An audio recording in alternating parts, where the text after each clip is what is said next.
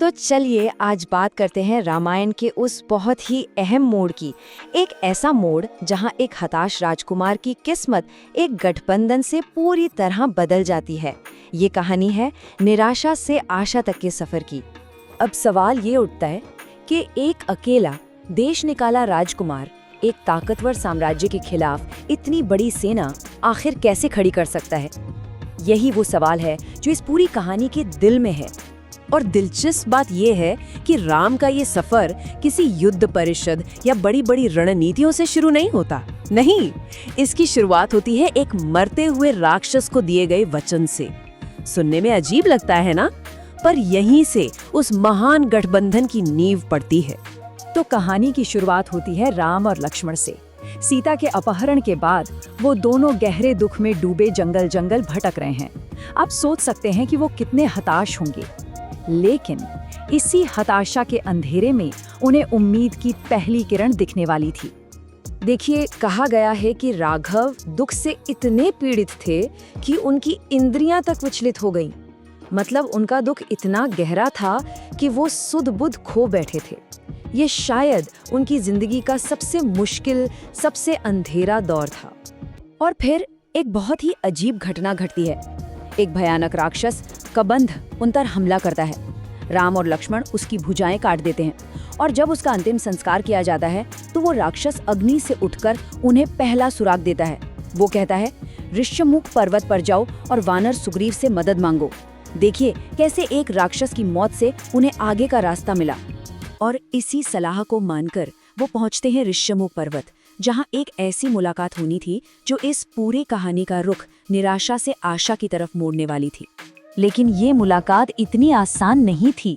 जैसे ही सुग्रीव, जो खुद अपने भाई बाली से डरकर वहां छुपा हुआ था, इन दो सशस्त्र भाइयों को देखता है, वो बुरी तरह डर जाता है। उसे लगता है कि ये बाली के भेजे हुए हत्यारे हैं। और यहीं पर एंट्री होती है हनुमान की। सुग्रीव अपने सबसे बुद्धिमान मंत्री हनुमान को एक तपस्वी के भेष में भेजता है, ये पता लगाने के लिए कि वो कौन है। हनुमान अपनी चतुराई और बातचीत करने के तरीके से ना सिर्फ सच का पता लगाते हैं, बल्कि राम लक्ष्मण का भरोसा भी जीत लेते हैं। वो एक तरह से डर और उम्मीद के बीच का पुल बन जाते हैं। और राम तो पहली ही मुलाकात में हनुमान की काबिलियत को पहचान लेते हैं।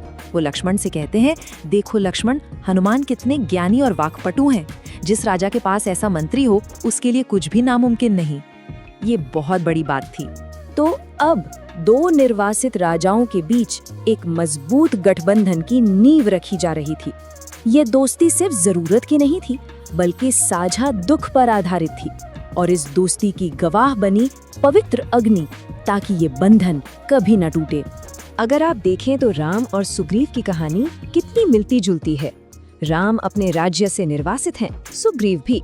राम की पत्नी सीता का अपहरण हुआ है तो सुग्रीव की पत्नी रूमा को छीन लिया गया है। राम का शत्रु रावण है तो सुग्रीव का शत्रु उसका अपना ही भाई बाली है। यही साझा दर्द उन्हें एक दूसरे का सबसे बड़ा सहारा बनाता है। और फिर हनुमान अग्नि जलाते हैं और राम और सुग्रीव उसके चारों ओर घूमकर एक दूसरे की मदद करने की शपथ लेते हैं। ये सिर्फ एक वादा नहीं था, ये एक अटूट संधि थी। एक ऐसी संधि जो आने वाले युद्ध की जीत की पहली सीढ़ी थी। अब बारी थी राम की, अपना वादा निभाने की। उन्हें सुग्रीव को उसका राज्य वापस दिलाना था। लेकिन ये काम इतना सीधा नहीं था। ये एक बहुत ही नाटकीय और नैतिक रूप से उलझा हुआ टकराव था, जिस पर आज भी बहस होती है। तो सुग्रीव अपने भाई बाली को लड़ने के लिए ललकारता है। दोनों में भयंकर युद्ध होता है, लेकिन राम बाण नहीं चला पाते क्योंकि दोनों भाई दिखने में बिल्कुल एक जैसे थे। पहली कोशिश नाकाम हो जाती है। इससे मामला और भी ज्यादा तनावपूर्ण हो जाता है। दूसरी बार जब युद्ध होता है तो राम छिपकर बाली पर बाण चलाते हैं और उसका वध कर देते हैं। बाद में राम अपने इस काम को धर्म के अनुसार सही ठहराते हैं। वो कई तर्क देते हैं, जैसे कि बाली ने अपने भाई की पत्नी को छीनकर अधर्म किया था और इक्ष्वाकु वंश के प्रतिनिधि होने के नाते उनका कर्तव्य था कि वो ऐसे अधर्म की सजा दें। उन्होंने ये भी कहा कि एक वानर होने के नाते एक क्षत्रिय उसका शिकार कर सकता है। खैर, बाली के हारते ही राम का वचन पूरा हो जाता है। सुग्रीव को किष्किंधा का राजा बना दिया जाता है। अब बारी सुग्रीव की थी अपना वादा निभाने की। लेकिन रुकिए, कहानी में एक और ट्विस्ट आता है। ऐसा लगता है कि ये नया गठबंधन बनने से पहले ही टूटने वाला है और इससे राम की पूरी खोज पर पानी फिर सकता था। होता ये है कि 4 महीने की बारिश का मौसम बीत जाता है और सुग्रीव राजा बनने के बाद ऐशो आराम और उत्सव में इतना खो जाता है कि वो राम को किया अपना वादा ही भूल जाता है। सोचिए कितनी बड़ी लापरवाही थी ये। इस बात पर राम को बहुत गुस्सा आता है। वो लक्ष्मण को किष्किंधा भेजते हैं और लक्ष्मण का गुस्सा तो आप जानते ही हैं। वो सुग्रीव पर आग के गोले की तरह टूट पड़ते हैं। ऐसा लगने लगता है कि अब तो ये गठबंधन खत्म। लेकिन तभी बाली की विधवा और अब सुग्रीव की रानी तारा बीच में आती हैं। वो बहुत ही समझदार और डिप्लोमेटिक थीं। वो ना सिर्फ लक्ष्मण के गुस्से को शांत करती हैं, बल्कि सुग्रीव को उसकी जिम्मेदारी का एहसास भी दिलाती हैं। तारा की वजह से ही ये गठबंधन टूटने से बचता है। और अब जाकर सुग्रीव को अपनी गलती का एहसास होता है। वो फौरन काम पर लग जाता है। दुनिया के कोने कोने में अपने सेनापतियों को भेजता है। हिमालय से, विंध्या से, कैलाश से, पूरब से, पश्चिम से, हर जगह से लाखों वानर इकट्ठा होने लगते हैं।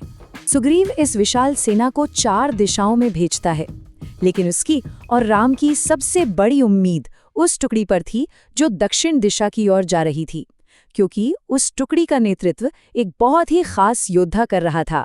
और वो योद्धा थे हनुमान। राम भी अपना सबसे ज्यादा भरोसा हनुमान पर ही दिखाते हैं।